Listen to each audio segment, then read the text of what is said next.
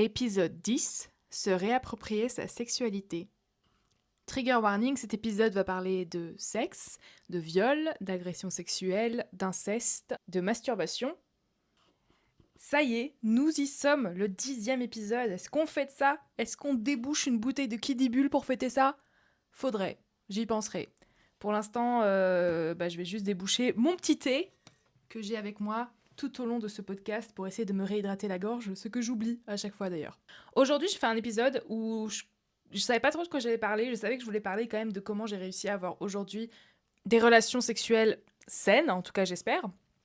Au début, je voulais aussi parler de la réappropriation de son corps, mais je pense qu'en fait, j'avais déjà beaucoup de choses à dire juste pour la sexualité en elle-même. Donc je pense que je ferai un autre épisode sur comment j'ai réussi à plus ou moins aimer mon corps et à l'apprécier et à en prendre soin, parce que je pense que c'est encore aussi un autre sujet de discussion qui est important à avoir. Cet épisode sera pas forcément joyeux, en tout cas dès le début, mais écoutez, je sais que beaucoup d'entre vous m'envoient des messages pour me dire qu'ils écoutent pas mes épisodes tout de suite parce que souvent c'est des sujets un peu durs et ils savent pas lequel écouter pour quand même rester dans un bon mood, et je comprends totalement, il y a pas de souci. Surtout qu'en ce moment, avec les news, je peux comprendre qu'on n'ait pas forcément envie d'écouter un podcast sur l'inceste. Franchement, vous avez raison. En plus, pour l'instant, il y a du soleil, donc profitez-en, allez dehors. Après, vous pouvez écouter mon podcast dans le parc avec un pique-nique, il n'y a pas de souci. Hein. Ça peut se faire aussi. Mais je peux comprendre. Prenez soin de vous, c'est une priorité. Je pense que pour parler de ma sexualité, il faut parler de comment j'ai été introduite à la sexualité. Bah oui, évidemment.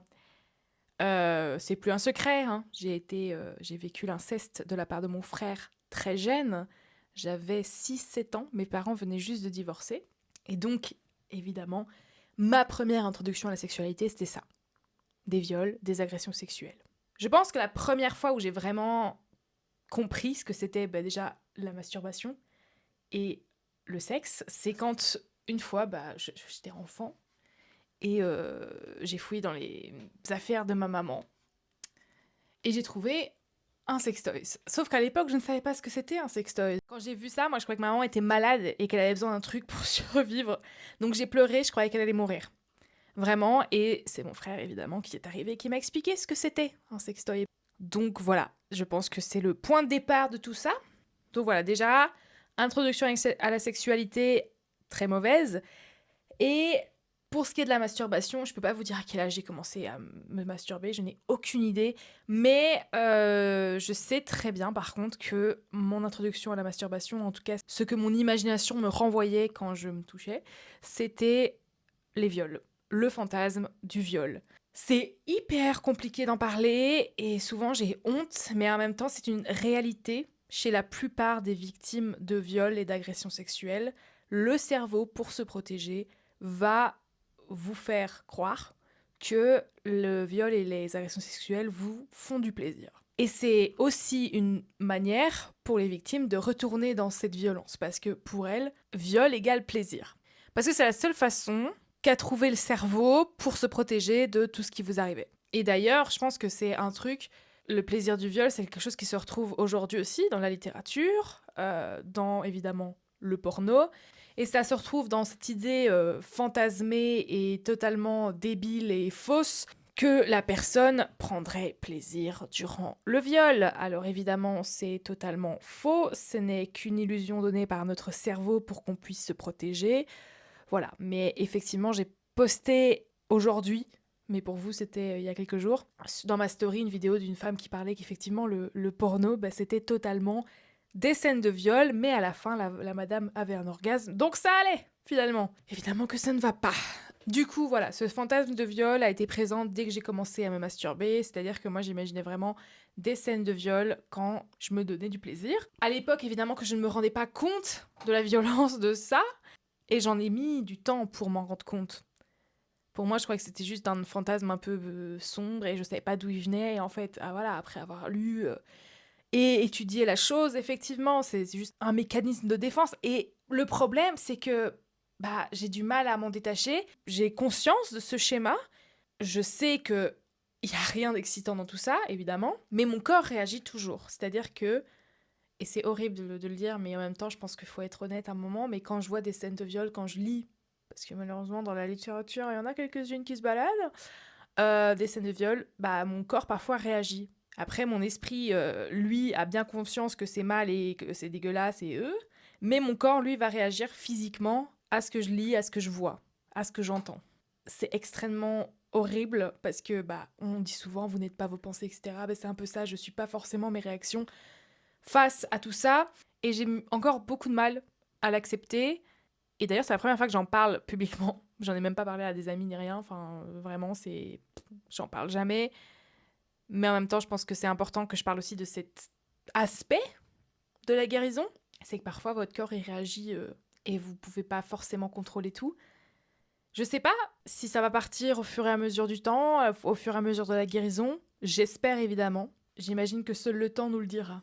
Mais si vous écoutez ce podcast et que vous avez jamais entendu parler de ce phénomène, si vous aussi vous vous posez les mêmes questions que je me suis posées, pourquoi je suis excitée physiquement par le viol, voilà, vous avez une explication. Je vous conseille vraiment de lire Le corps n'oublie rien de Bessel van der Kolk. C'est un peu lourd à lire, hein. C'est vraiment un médecin psychiatriste qui a écrit un livre, donc c'est parfois un peu technique, mais franchement, moi ça m'a fait comprendre beaucoup de choses sur mon corps. Après, il y a aussi plein d'autres livres qui en parlent. Juste, vous n'êtes pas seul. Votre corps réagit à ce que vous avez vécu. C'est normal. C'est évidemment pas ce dont on a envie, mais c'est normal. Et donc encore aujourd'hui, ça arrive.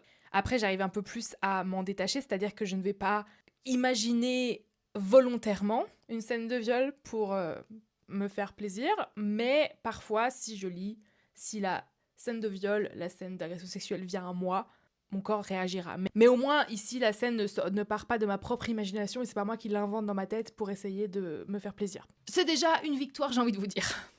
Les gestes de l'inceste se sont arrêtés quand j'avais 12-13 ans.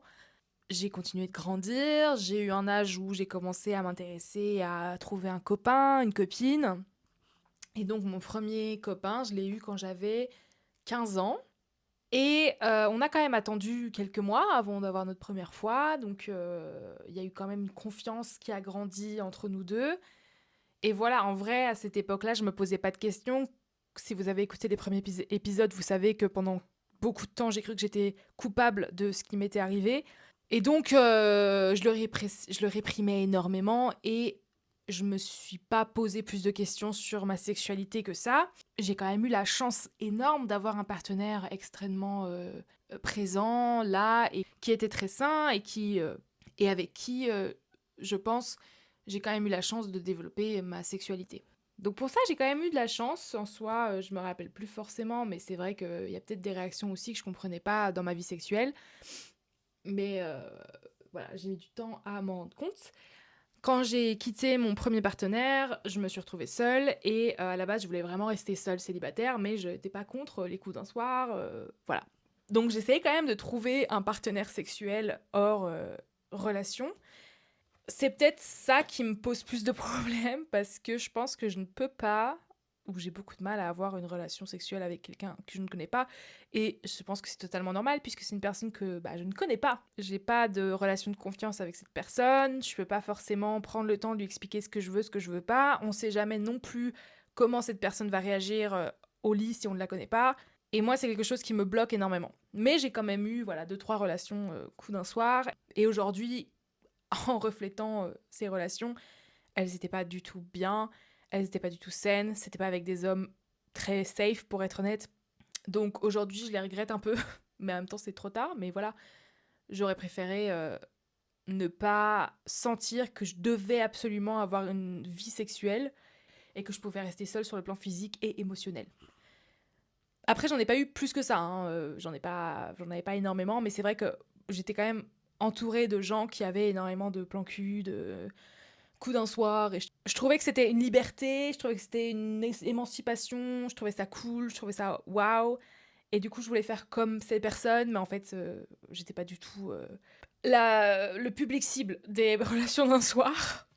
Mais bon, après, j'ai envie de vous dire, on peut toujours essayer des choses et voir si ça nous plaît ou pas. Voilà, si ça se trouve, ça m'aurait plu, mais moi, vraiment, j'ai jamais vraiment accroché à ces relations d'un soir. La plupart sont arrivées sans que je cherche vraiment. D'ailleurs, ma relation actuelle, à la base, c'était un coup d'un soir. Et finalement, aujourd'hui, on est heureux et amoureux. Et donc ma relation actuelle est arrivée, ça fait 3 ans que je suis avec cette personne et elle est arrivée plus ou moins quand je me posais des questions sur l'inceste que j'avais vécu, sur ma sexualité, sur mon corps. Ça faisait déjà peut-être 1 ou 2 ans que je me posais des questions et que j'essayais de guérir petit à petit avec les ressources que j'avais. Mais voilà, j'avais quand même pris conscience de certaines choses sur ma sexualité. Je venais juste de sortir aussi je vais pas dire une relation, c'était une situation qui n'a pas été très saine non plus, d'un homme qui m'a beaucoup rabaissée, qui a fait ressortir énormément de complexes, qui a créé des complexes d'ailleurs. Donc ma relation avec mon corps n'était pas la meilleure quand j'ai rencontré mon compagnon actuel. Je me sentais pas forcément très belle. Je cherchais pas forcément une relation à cette époque-là. Je pensais que j'étais prête à revenir sur le marché des amoureux. Mais voilà, mon compagnon est arrivé et tout s'est bien passé. Comme quoi, quand on ne s'y attendait moins, c'est mieux. Ce qui est bien, c'est que, encore une fois, j'ai un partenaire incroyable qui est à l'écoute, qui comprend, enfin, à la limite, mais voilà, il comprend quand même qu'il y a des choses que je sais pas faire. Et voilà. Par exemple, ça m'a mis quelques temps à comprendre que j'aimais juste pas le cunnilingus. Aussi, pourquoi je l'aimais pas? Parce qu'en fait, chaque fois que on parle de cunnilingus, qu'on me fait un cunnilingus, moi, tout ce que j'ai, c'est un flashback de mon frère. Et donc, évidemment, c'est compliqué. À ce moment-là, je suis plus du tout dans le moment présent et c'est pas possible, en fait, d'avoir du plaisir. Après, vous pouvez juste ne pas aimer ça tout court. On est tous et toutes différentes, donc c'est évident qu'on ne peut pas aimer tout le Kama Sutra, hein. Soyons honnêtes. Mais voilà, par exemple, ça, et pouvoir le dire et dire voilà, en fait, j'aime pas ça, me fais pas ça. Bah, déjà, tu vois, ça, c'est un bon moyen de se réapproprier sa sexualité. C'est de savoir ce que vous aimez et ce que vous n'aimez pas. Et savoir le dire et assumer que vous n'aimez pas. Et c'est pas grave si la personne en face de vous, elle est triste, elle est déçue. Bah, écoutez, ça, c'est son problème à elle, c'est pas votre problème. Aussi, quelque chose qui est beaucoup revenu dans ma découverte de sexualité et ma prise de conscience, c'est que beaucoup de fois, en fait, j'avais pas forcément envie d'avoir des relations sexuelles, mais comme mon partenaire voulait, bah, je me forçais. En croyant que il fallait absolument que je lui fasse plaisir, bah non. Après, j'ai envie quand même de préciser, mes partenaires ne m'ont jamais forcé. Ils ne savaient pas que moi j'hésitais, que j'étais pas sûre si je voulais, parce que je leur ai jamais vraiment montré que j'hésitais. J'étais vraiment en mode allez, let's go, oui, c'est parti, tu vois. Et c'est souvent après le rapport où je vais dire en fait, j'avais pas forcément envie. Mon premier copain, ça c'est jamais arrivé que je le verbalise. Mon deuxième, ici, mon compagnon actuel, je le verbalise plus souvent. Il m'a dit pourquoi tu me l'as pas dit avant. J'ai envie de répondre, je ne savais pas. Je conscientise encore beaucoup de choses dans ma sexualité et bah ça prend du temps et en fait tu peux ressentir la chose sans la conscientiser, c'est-à-dire que je ressentais que j'avais pas forcément envie d'avoir des relations sexuelles et que après j'étais en mode ok cool bon c'était bien mais voilà j'aurais pu m'en passer. Mais j'avais pas conscientisé que bah en fait j'avais le droit de dire non, que j'avais le droit d'en parler avec mon copain. Et voilà, aujourd'hui bah quand je dis non et voilà. J'ai envie de vous dire c'est normal qu'il soit d'accord avec ça mais voilà, conscientiser son plaisir, c'est aussi une manière de se réapproprier sa sexualité, savoir si on a vraiment envie. Et je pense qu'on est beaucoup hein, qu'on ait vécu des agressions sexuelles ou pas. Je pense que beaucoup de personnes se forcent par peur de blesser la personne en face. Quelque chose aussi dans la réappropriation de sa sexualité, bah déjà la communication. J'arrive aujourd'hui, comme je vous ai dit, à communiquer un peu plus, que ce soit avec moi-même ou avec mon partenaire, ou même avec mes amis. Et aussi, bah, beaucoup de littérature m'ont aidé, comme d'habitude, j'ai envie de vous dire, j'adore lire, donc moi c'est aussi mon moyen de guérir. Tu sais que par exemple, lire des livres comme Jouissance Club ou Slow Sex, ça m'a aussi permis de me déconstruire parce que évidemment, on est tous d'accord qu'on a grandi. Bah, moi déjà, j'ai grandi avec des agressions sexuelles et des viols, mais j'ai aussi grandi avec le porno. J'ai aussi grandi avec la littérature pornographique qui, évidemment, sont fantasmées, sont fausses. On rappelle que le cinéma pornographique, c'est du cinéma. Un cinéma très très problématique. Avant tout, dans le cinéma pornographique, le mot à retenir, c'est cinéma. Quand vous allez voir un film, vous savez que ce n'est pas vrai. Et les gens, la plupart, oublient totalement ça quand ils sont devant un film pornographique. Alors que tout est construit. L'angle de caméra, le maquillage, les positions, tout est construit pour vous faire plaisir. Évidemment, souvent, à travers le male gaze, hein, on ne va pas se mentir. Et donc d'autres livres qui ont permis de déconstruire ma sexualité et repenser ça comme quelque chose de moins performatif et de plus de plus beau, où on n'a pas besoin d'avoir toujours un orgasme, où on n'a pas besoin de faire des positions incroyables, qu'on peut dire non, qu'on peut arrêter en plein milieu si on a envie, qu'il n'y a pas obligé d'avoir pénétration, etc., etc. Et qu'on peut ne pas aimer des choses, qu'on peut en parler avec son compagnon, etc., etc. Et ça aide énormément aussi à pouvoir construire une sexualité saine, parce que moi c'est ça qu'il fallait que vraiment je déconstruise tout ce que j'ai appris et bah que je puisse construire ma sexualité aujourd'hui et que ça me plaise et que je me sente pas sale à chaque fois que j'ai fini d'avoir un rapport. Et ça prend beaucoup d'énergie de faire ça et souvent c'est frustrant. Évidemment parfois moi je retourne dans mes vieilles habitudes où je dis pas non alors que j'ai pas envie ou que j'ose pas dire arrête ce que tu fais, j'aime pas ça. Une autre chose qui est importante aussi après la déconstruction, c'est aussi prendre soin de sa santé sexuelle. Dans sa santé en général déjà, mais sa santé sexuelle. Respecter son corps, ça passe aussi pareil chez le gynécologue et c'est vraiment pas un moment agréable. On est d'accord? Horrible. Je vous ai parlé dans l'épisode 7 ou 8, où je parlais de je ne voulais pas d'enfant, que j'avais été chez la gynécologue et que ce n'avait pas été ma meilleure expérience. Bah écoutez, j'ai dû y retourner là. Parce qu'apparemment, je suis abonnée maintenant à aller chez le gynécologue une fois par mois. J'ai eu une autre gynécologue qui était incroyable et qui m'a écoutée et avec qui je me suis sentie à l'aise de dire voilà, moi j'ai vécu des agressions sexuelles dans l'enfance.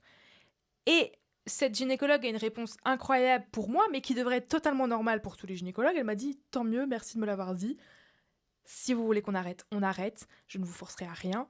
Voilà, je vous expliquerai tout ce que je fais en détail, comme ça vous saurez. Si vous avez besoin de quelque chose, n'hésitez pas à me dire, etc. etc. » Écoutez, si tous les gynécologues pouvaient être comme ça serait incroyable. Mais voilà, juste pour vous dire que si la première n'est pas un bon match, peut-être que la deuxième le sera. Moi, c'est parce que je devais aller chez un gynécologue endocrinologue, parce que... on croit que j'ai du SOPK. Et donc, bah voilà, c'est un gynécologue, c'est bien, mais un endocrinologue, c'est mieux. Mais ça aussi, voilà, c'est prendre soin de sa santé, c'est aussi pouvoir parler de contraception avec son compagnon, parce que la charge mentale est souvent sur les femmes, on le sait. Mais voilà, parler aussi de ce qui pourrait être mieux pour votre corps, sans forcément tout le temps prendre en compte ce que le partenaire préfère, hein, parce que on connaît énormément d'hommes qui sont là, oui, moi j'aime pas les préservatifs, ça me sert, blablabla. Bla, bla, bla. Écoutez, on a je ne sais pas combien de marques de préservatifs, je ne sais pas combien de modèles, de tailles. Je pense qu'il y en a bien au moins un qui leur ira. Hein. Faut arrêter avec l'ego de ouais, moi j'ai besoin de XXL. C'est bon, n'exagère pas non plus. Le nombre de copines qui sont venues me dire oui, non, nous on fait le retrait parce que lui, il aime pas le condom. Faut qu'on arrête. En 2026, c'est plus possible. Ou alors, ok, bah vous réfléchissez à une autre contraception. S'il veut, on peut lui faire une petite vasectomie, y a pas de souci. Si la personne avec un utérus est prête à prendre une contraception, bah ok. Mais alors, il faut aussi qu'il soit impliqué dans le processus. Pas dans le sens où il va choisir pour vous ce que vous devez choisir comme contraception, mais dans le sens où, bah, si vous avez besoin d'aide pour aller chez le gynécologue, une main à tenir, etc., il sera là. Pour payer l'addition, il sera là. Pour aller aux examens complémentaires, il sera là. Je suis désolée. Mais la contraception, c'est quelque chose qui se fait à deux. Parce que si vous avez besoin de contraception, souvent c'est parce qu'il y a une deuxième personne dans l'addition. Donc voilà. Après, bon, évidemment, moi par exemple, je dis ça, mais mon mec est jamais venu avec moi chez le gynécologue parce que bah il habite à 5000 km. Après, je lui parle pendant des heures de mes rendez-vous chez le gynéco, il a pas le choix d'écouter. À un moment, merde. Si je passe des heures chez le gynéco et si je souffre, il a bien le droit de l'écouter. Après, évidemment, écoutez votre corps, c'est important. Vous êtes la personne qui connaît votre corps le mieux. C'est-à-dire que, bah, par exemple, moi, je savais que quelque chose n'allait pas avec mon corps. J'avais grosse suspicion du SOPK. Et donc voilà, c'est aussi pour ça que pour l'instant, je vais beaucoup chez gynécologue. Heureusement, encore une fois, je suis tombée sur une gynécologue incroyable qui était vraiment là pour m'aider. Pour l'instant, je suis en processus de me faire diagnostiquer du SOPK. Il faut savoir que c'est un diagnostic d'exclusion. Donc en fait, si vous avez 2 critères sur 3 du SOPK, il y a des possibilités que vous l'avez, mais il faudra faire des prises de sang pour être sûr que ce soit bien ça, parce que sinon ça peut être aussi la glande surrénale, enfin, etc., etc. Mais voilà, elle m'a dit que c'était pas normal que j'ai autant de poils, que c'était pas normal que j'ai de l'acné à mon âge, etc., etc. En fait, ce qu'on pense parfois être normal ne l'est pas. Moi, quand je lui ai dit, oui, j'ai un peu d'acné sur le dos, sur la poitrine, mais voilà, c'est normal, quoi. Elle m'a dit, mais non, vous ne devriez même pas en avoir. Pareil pour les poils. Elle m'a dit un duvet, oui, mais des poils noirs énormes comme ça, c'est de l'hirsutisme sévère. Et moi, je croyais que j'étais totalement dramatique. Elle m'a dit non, vous n'êtes pas dramatique, c'est pas normal. Et donc, elle était vraiment là, en mode on va vous aider, vous inquiétez pas. Et elle m'expliquait tout en détail. Enfin, franchement, c'est la première fois que je ressortais chez le gynécologue avec un sourire aux lèvres, parce que j'étais tellement heureuse d'avoir trouvé quelqu'un qui était là pour m'aider. Et de me dire, ok, c'est bon, je prends soin de ma santé. Alors par contre, ça a un prix, effectivement, hein, je vais pas vous mentir. Ce n'est pas du tout donné d'aller chez le gynécologue et de faire des prises de sang, etc. etc. Maintenant, dans ma tête, je me dis aussi que c'est investir pour moi, investir pour mon futur, et que c'est important. Et ça, c'est aussi quelque chose, j'ai mis du temps à le faire. Souvent, j'étais en mode, oui, bon, j'ai pas d'argent, je vais pas chez le médecin. Si, en fait, c'est important d'investir en vous parce que votre corps, votre santé, c'est ce qui va vous suivre jusqu'à la fin de votre vie. Et un petit problème aujourd'hui pour lequel vous n'allez pas chez le médecin sera peut-être un gros problème plus tard. Bon, après ici, le SOPK, ça ne se guérit pas. Hein. Vous pouvez essayer de diminuer les symptômes qui vous dérangent, mais ça ne se soigne pas. Pas encore en tout cas. Moi, c'est surtout pour l'hirsutisme, avec lequel j'ai un très très gros complexe en soi, ne pas pouvoir être fertile. Vous imaginez bien que j'en ai un peu rien à faire. Je sais que pour des femmes, c'est très dur. Donc j'espère que vous trouverez aussi une gynécologue et quelqu'un qui sera là pour vous aider et pour faire en sorte que vous puissiez avoir une santé sexuelle ok. Donc on ferme la parenthèse sur la santé sexuelle. Juste voilà, vraiment écoutez votre corps et allez voir un gynécologue, que ce soit pour une palpation de la poitrine, que ce soit pour un frottis à partir de 25 ans, etc., etc. C'est vraiment important, même si je sais que c'est vraiment pas un bon moment. Parce que, voilà, c'est important de continuer de s'éduquer.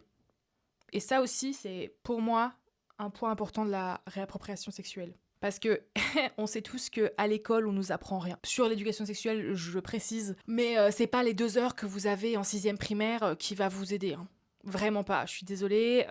Normalement, on devrait avoir beaucoup plus d'heures que ce qu'on a, mais l'éducation nationale s'en fout totalement. On doit prendre nous-mêmes la décision et l'opportunité de s'éduquer. Il y a des livres, il y a des vidéos sur YouTube, je parle de vidéos éducationnelles, qui sont là pour nous aider. Si vous êtes parent, s'il vous plaît, éduquez-vous et éduquez vos enfants, c'est important. Et quand je parle de santé sexuelle, je parle pas seulement des règles de la capote, etc. Parce que ça, on nous apprend quand même un petit peu à l'école. Mais je parle aussi du consentement, de dire que vous pouvez dire non, même pour un bisou sur la joue, vous avez le droit de dire non. Que vous ayez aussi des relations sexuelles saines, que ce soit dans une relation ou dans un coup d'un soir. La contraception, etc., etc. Moi, je sais que j'ai pas eu forcément des parents qui étaient au point sur ça. Je sais que par exemple, mon père, il m'avait envoyé au planning familial pour me faire éduquer sur la contraception par une employée du planning familial. Alors, oui, c'est une option. Je trouve d'ailleurs que c'est pas bête. Parce qu'on est vraiment sur des personnes dont c'est leur profession. Le problème, c'est que j'ai pas pu donner vraiment mon avis sur ça. Ils ont pris rendez-vous pour moi et j'ai dû y aller. Mais il y avait pas forcément quelqu'un qui m'a accompagnée jusqu'à la porte en me disant que ça allait aller. On n'en a pas rediscuté après. J'ai pas eu le choix de la date, j'ai pas eu le choix de l'heure, j'ai même pas eu le choix d'y aller d'ailleurs. Pour ça, par contre, non. Que vous demandiez un support au planning familial, ok. Mais que ce soit le planning familial qui doive tout apprendre et que vous n'en reparliez pas à la maison, voilà. Je trouve que l'excuse, oui, mais je suis un peu timide sur ces questions-là, ça ne fonctionne pas. On vous dit pas de parler de détails sexuels de votre vie sexuelle, les parents. On demande qu'on soit éduqué sur les choses les plus basiques. Alors je sais que parfois les enfants ils sont en mode non, moi je veux pas. Mais à ce moment-là, vous pouvez aussi quand même en parler, savoir pourquoi ils veulent pas et justement savoir s'ils veulent que quelqu'un d'autre leur apprenne. Mais il faut vraiment faire comprendre que c'est important qu'ils soient éduqués et que le consentement ne soit pas éduqué à 16 ans, qu'il soit éduqué dès le plus jeune âge. Parce que forcer un enfant à faire la bise, forcer à faire des câlins, ça marche pas trop. C'est pas comme ça qu'on apprend aux enfants à écouter leur corps et à écouter leurs instincts. C'est un peu tout ce que j'avais à dire. Je pensais que c'était important de parler de la sexualité, de comment aujourd'hui j'arrive plus ou moins à avoir une relation saine avec tout ça. Évidemment, comme je dis, c'est pas toujours parfait. Y a des hauts et des bas. C'est comme ça la guérison. Je le dis à chaque épisode, mais voilà, c'est vraiment haut et bas, up and down. Mais ça va aller. C'est un long chemin, mais on le fait ensemble, donc ça va aller. Et c'est l'heure du fun fact. En vrai, c'est pas forcément un fun fact. Enfin, c'est un fun fact sur moi-même. Cet épisode, et plus particulièrement le titre, ont été inspirés d'une chanson de Charlotte Adigéry et Boris Pupul qui s'appelle Reappropriate. Et la chanteuse parle de ça, de réapproprier sa sexualité après avoir été violée, après avoir vécu une agression sexuelle. Cette musique me fait toujours un peu pleurer, mais j'adore l'écouter parce que je la trouve très très puissante dans le message. Je vous invite vraiment à écouter tout son album, je trouve que ils ont vraiment fait un truc sympa ensemble et elle dénonce plusieurs autres choses de la société et comment parfois c'est compliqué d'être une femme. Il y a aussi la chanson Hate Me où c'est une fille de 13 ans qui parle et qui ne comprend pas pourquoi les hommes la regardent comme s'ils étaient affamés et après ça la hit, ça elle comprend pourquoi les hommes la regardent comme un morceau de viande. Voilà, très bonne musique, mais effectivement un peu dur de vibe là-dessus. Mais voilà, je vous invite à l'écouter, je vais essayer de la mettre en description pour que vous puissiez voilà, découvrir cet album incroyable. Et merci encore d'être là, merci d'être là depuis 10 épisodes, 11 si on compte l'introduction. Ça me fait toujours plaisir de voir ma communauté qui grandit, de voir des gens qui sont là et qui guérissent, et qu'on guérisse tous ensemble. Ça m'a beaucoup apporté. Et je suis désolée si je suis pas très présente sur Instagram en ce moment, c'est un peu compliqué de jongler avec tout, mais je vais faire de mon mieux. C'est tout ce que je peux vous promettre. Voilà. À dans 2 semaines tout le monde et prenez soin de vous.